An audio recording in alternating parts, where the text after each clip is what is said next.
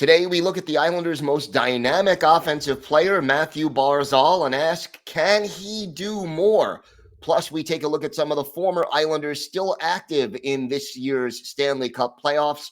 And we have a very unique Islander from the first season as our Islanders' birthday of the day. All that and more coming up on today's Locked On Islanders podcast. Your Locked On Islanders, your daily podcast on the New York Islanders. Part of the Locked On Podcast Network, your team every day.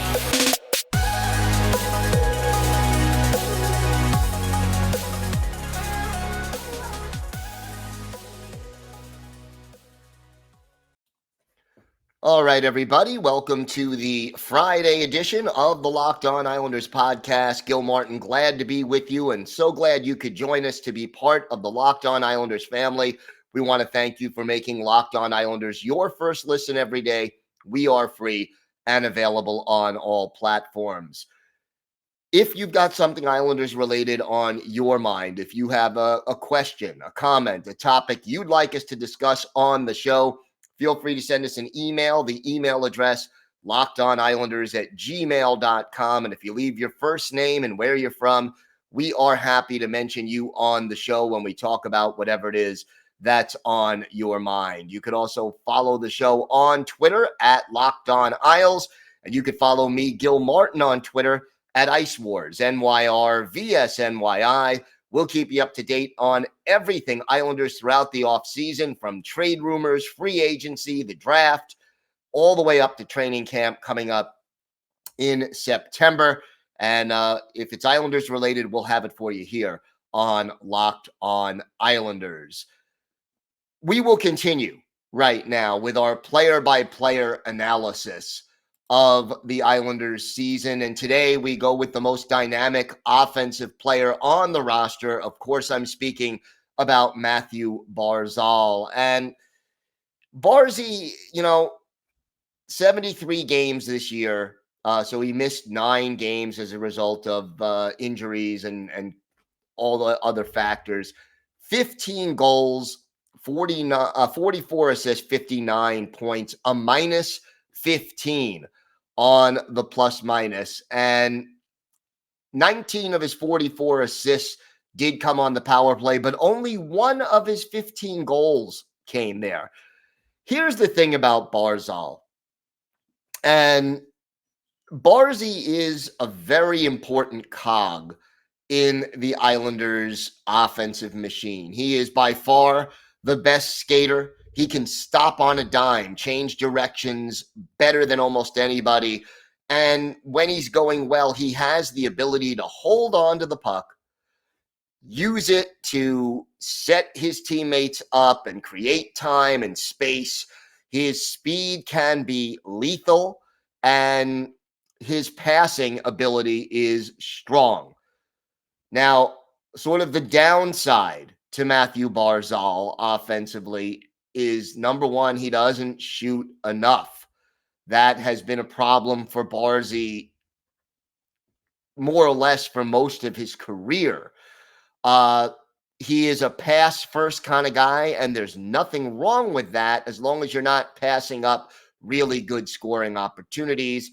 The other thing about Barzal, when he's on, that skating ability, that ability to change directions, that creates outstanding scoring chances, whether it be for Barzal himself or most likely for one or more of his teammates.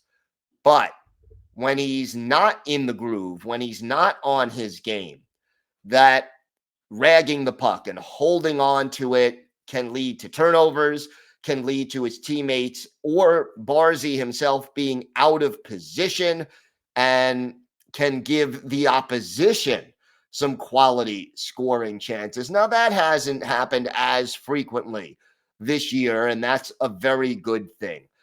Barzal is, like most scorers or offensive-minded players, tends to be a little streaky. But if you look at his season, you're disappointed a little bit with the goal total. You're disappointed with the point total.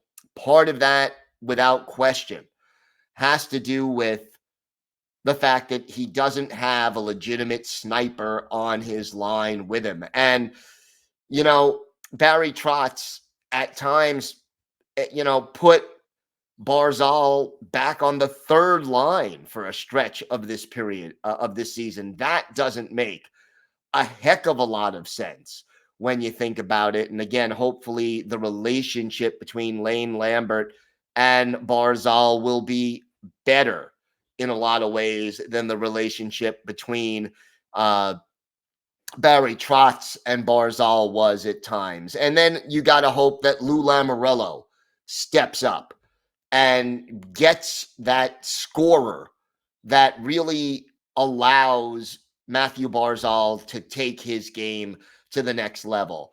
In his rookie season, he was more than a point-a-game player. That was with Doug Waite as the coach. Since then, he's become a more complete player. He plays, responsible defensively and positionally sound hockey, but his point totals went down under Barry Trotz. That is understandable. But, again, when you're winning, that's fine. When you're struggling like the Islanders were this year, you always want more out of your player. And look, mid-November, from November 16th, for example, until November 26th, so you're talking about a 5-game stretch, Barzy had no points, absolutely none. Then he goes on a tear and goes on a 9-game point streak where he was absolutely dominant. And then you go from February 17th all the way to March 31st, where he didn't score any goals at all. And, that is a 15-game stretch where your most dynamic offensive player didn't score. The key for Barzal, I think, is to find that happy place in between being responsible defensively and giving him a little more slack to use his offensive dynamism that will allow him to do some of the things that only Mathew Barzal can do. You want him to be a little bit more aware as far as what he's doing with the puck and when to hold it and rag it and when to pass it and keep the cycle going or keep the puck moving and what have you. You want him to shoot a little more, but I think the real key to Mathew Barzal taking his game to the next level is that he must have a scorer on his line with him. And, he and Anders Lee were a good duo in the past, but boy, if you add, whether it's a Vladimir Tarasenko or just, fill in the blank. I'm not going to sit here and start listing names, and we don't know everybody who's going to be available yet. And we'll get into more of who's available in free agency and who might be rumored to be available in trades throughout the offseason. But Lou Lamoriello needs to get him that goal scorer who can really help realize the full potential of Mathew Barzal. Can you imagine Adam Oates without Brett Hull? You go through sort of all these lists of great goal scorers. Mike Bossy had Dennis Potvin and Brian Trottier who could feed him the puck. Without Trottier, Bossy is still an elite goal scorer, but he doesn't put up the numbers.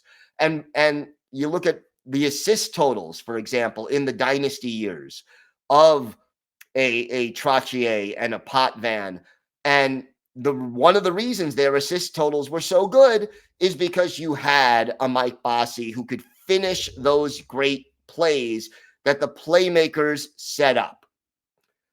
Mathew Barzal, a big talent, a great skater, a playmaker. He deserves that talented scorer. He needs that talented scorer on his line to maximize his potential. And so, Lou Lamoriello, it is up to you this offseason to get that player and bring him in. Because look, Mathew Barzal is going to turn 25 next week. I can tell you right now, Mathew Barzal is entering the prime of his career. He is not the young developmental player that he was a couple of years ago.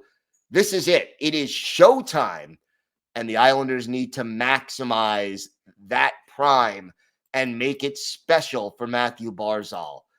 We have got a lot more to get to on today's show. We'll talk about some of the ex-Islanders who are now in the Stanley Cup playoffs, maybe some reasons to root for some of these teams as we head into round two.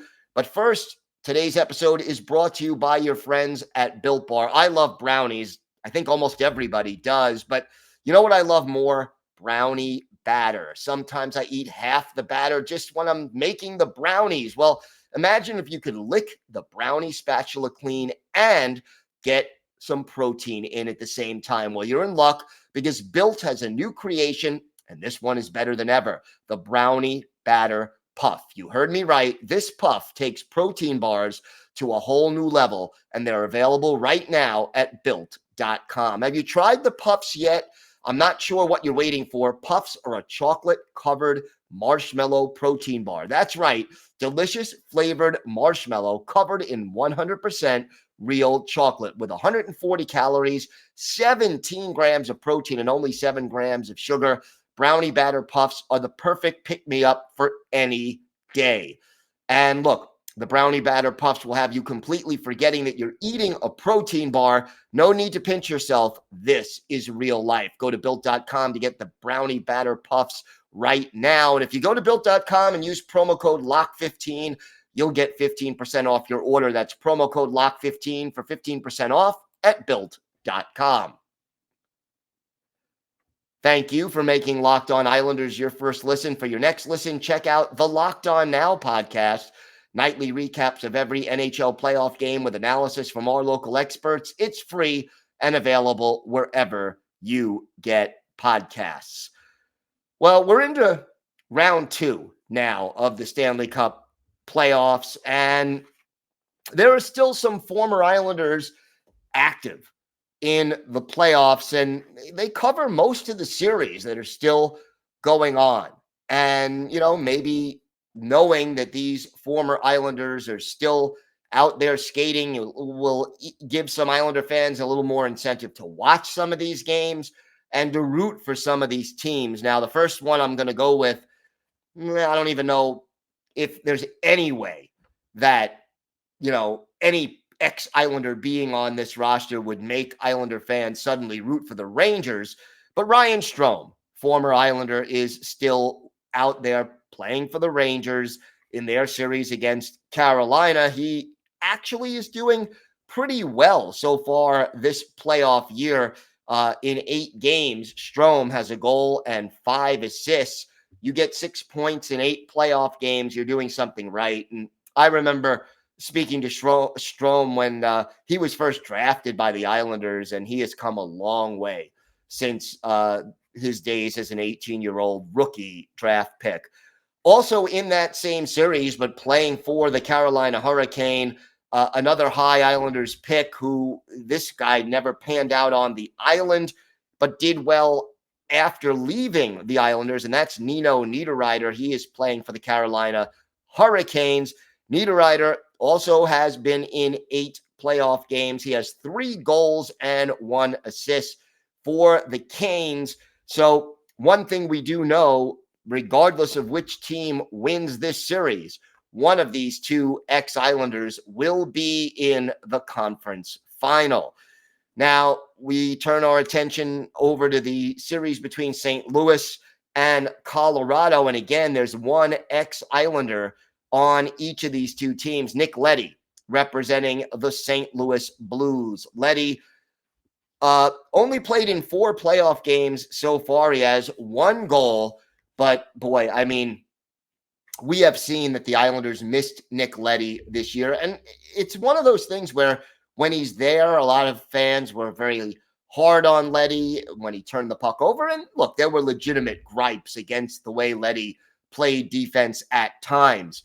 But the Islanders never replaced his ability to move the puck, and he is He was a trade deadline acquisition by the Blues, and he has been a solid player all year long since leaving the Islanders. On the Colorado Avalanche roster, another player who Islander fans didn't want to part with, probably even more than they didn't want to part with Leddy, and that's Devon Taves. And, since leaving the Islanders and joining the Avalanche, Taves has become one of the best two-way defensemen in the NHL, and his numbers really show it. He's been in 5 playoff games so far this season, 3 goals, 2 assists. Now, obviously, part of it is Taves himself playing at a high level, and part of it is that, there is so much talent on that Avalanche roster. I mean, first of all, you got Cale Makar, so no the opposing team isn't going to key or send their best checkers out there against Devon Taves. So that gives Taves a little bit more freedom, a little bit more time and space to do his thing when he's on the ice. But you can't deny the productivity and the way that Devon Taves has played. And here's a former Islander player who's still alive and in this series, who was only briefly an Islander, although I remember him with the team, Mikko Koskinen.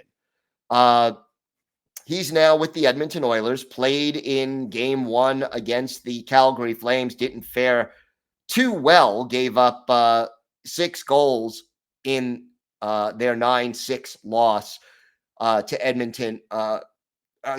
Calgary in game 1. So Mikko Koskinen of the Edmonton Oilers, a former Islander, still alive in the playoffs. But I want to mention this while we're at it. You want to know one former Islander who is not in the playoffs anymore? How about John Tavares? And yeah, I know it's a little lame to be bringing up John Tavares at this point, but I'm going to do it anyway. John Tavares left the Islanders, and okay, we all understand he wanted to go back and play for his childhood team that he grew up rooting for, and that's all okay. Since joining the Maple Leafs, you know how many playoff series John Tavares has won? That would be 0. The New York Islanders have won 5 playoff series in that time. Now, Tavares did play well in the 7-game series between the Maple Leafs and the Lightning, got 3 goals and 3 assists. So 6 points in 7 games, not bad, but not enough to get the Maple Leafs to the next level. And for all the talk, Tavares was a captain on the island, and he's one of the leaders of the Maple Leafs now. He has not been able to get that team over the hump. And for what it's worth, the New York Islanders have fared better in the playoffs without John Tavares than they did with John Tavares, and they have done better in the playoffs than John Tavares has done since he left the Isles and joined the Maple Leafs. So had to throw that in there for what it's worth. John Tavares no longer in the playoffs and has yet to win a playoff series since leaving the island. When we come back, we have our Islanders' birthday of the day. And this is a player who holds the record for the worst plus-minus in NHL history. He didn't do that with the Islanders, but he wasn't good in that department either. He was an Islander in their first season. Let's see if you can guess who it is. That and more still to come on the Locked On Islanders podcast. Today's episode is brought to you by our partners at BetOnline. BetOnline continues to be the #1 source for all your betting needs and sports info.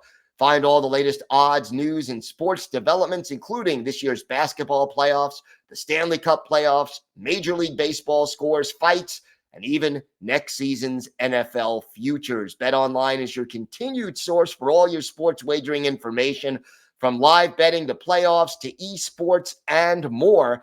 Head to the website today or use your mobile device to learn more about the trends and action. BetOnline, where the game starts. Time now for our Islanders' birthday of the day. And I want to wish a very happy 74th birthday. Now, the actual birthday will be Saturday, But want to wish a very happy 74th birthday to former Islanders defenseman Bill Mickelson. Mickelson, not drafted. I actually met him in the press box at the Nassau Coliseum. Very nice guy. Got to interview him for my book, Ice Wars. He's a native of Neepawa, Manitoba, 6 feet, 185 pounds, which was pretty big for a hockey player in the late 60s into the 70s. Made his NHL debut with the LA Kings in 1971-72, and then was selected by the Islanders in the expansion draft, joined the Islanders for their first ever NHL season. And he played in 72 games with the Islanders, 1 goal, 11 points, 45 penalty minutes. Now, remember, the first season, the Islanders had the worst record in NHL history up till that point. They played 78 games. They won 12 of them. He had a minus 53 plus minus rating in 72 games. Okay. Fast forward 3 years. You go to 2 years, rather. You go to 1974-75. The NHL expands again. Who do you think is a member of the first ever Washington Capitals team? Yeah, Bill Mickelson. Mickelson plays in 59 games for the Capitals and is a minus 82 in 59 games. Now, the Capitals played 80 games that year and won only 8 of them. They beat the Islanders for the worst ever record in an NHL season up until that point. And Mickelson, a minus 82. Look, a lot of the plus minus is the fact that he played on some pretty weak teams, but a very nice guy, a good, gave his all the time. And we're going to go back and look at one of his better games with the New York Islanders. February 6, 1973, at the Nassau Coliseum. And the Toronto Maple Leafs are in town. Gord McRae was the goalie for Toronto. Billy Smith in the nets for the Islanders.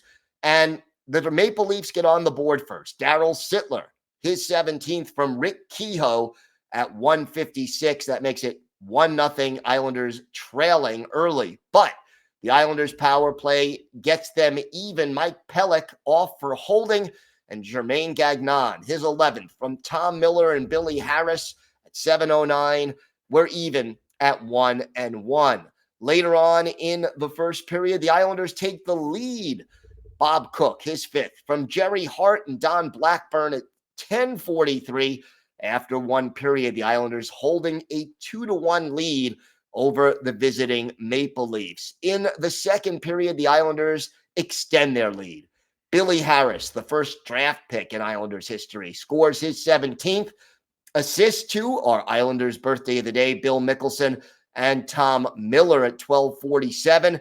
And then 2 minutes and 1 second later, Neil Nicholson, his first of the year, unassisted, and the Islanders have a 4-1 lead. Rick Kehoe makes it closer less than a minute after the Nicholson goal, his 22nd from Darryl Sittler and Dennis Duperre at 15:04. That made it 4-2. Heading into the third period, the Maple Leafs had a couple of power plays. Tom Miller and Brian Spinner Spencer each took penalties, but not able to cash in. Billy Smith making 24 saves to earn the win, and the Islanders skate away with a 4-2 victory over an original 6 team, the Toronto Maple Leafs. For Bill Mickelson, he had 1 assist. He was a +2, and he had 1 shot on goal. So Bill Mickelson contributing to a rare win. That was the 7th win in Islanders history, and it improved their record at the time to 7-43-5. It was not easy being a fan of the New York Islanders that first season, but I'll tell you, the fans have been dedicated since then, and they've never stopped rooting for their New York Islanders. So again, we're a day early. Saturday is the 74th birthday for former Islanders defenseman Bill Mickelson, and his son actually also played in the NHL for the Anaheim Ducks. So hopefully the Islanders will have a productive offseason. We'll be there throughout it. We'll continue on Monday with our player-by-player look at the Islanders. We're going to look at Zdeno Chara's season that was and what his possible future may be. Will Big Z retire? Will he be back? If he returns, will he be with the Islanders? We'll break all of that down for you on Monday's show. Thanks again for making Locked On Islanders your first listen every day. Now make your second listen Locked On NHL. From first-round matchups to each Stanley Cup kiss, Locked On NHL covers the playoffs like no other. Hear the latest news and opinions from local experts every Monday through Friday. It's free and available wherever you get podcasts. That's going to do it for this episode of the Locked On Islanders podcast. Have a great weekend, everybody. Enjoy the warm weather. Stay safe. And, of course, let's go Islanders.